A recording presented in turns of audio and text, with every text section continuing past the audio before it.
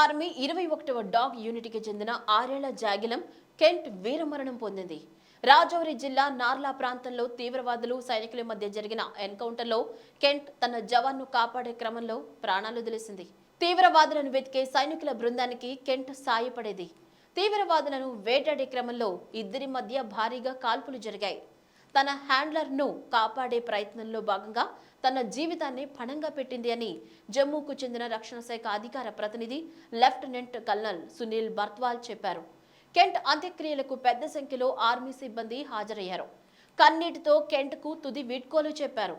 సోమవారం అర్ధరాత్రి రాజౌరి జిల్లా నార్ల ప్రాంతంలో ఆపరేషన్ ప్రారంభమైన వెంటనే 21 ఆర్మీ డాగ్ యూనిట్కి చెందిన జాగిలాలను సైనికులకు సాయం చేసేందుకు ఎన్కౌంటర్ ప్రాంతానికి పంపారు.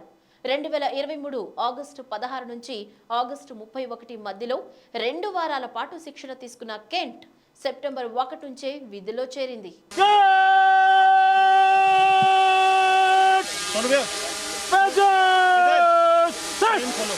Frame follow. Right.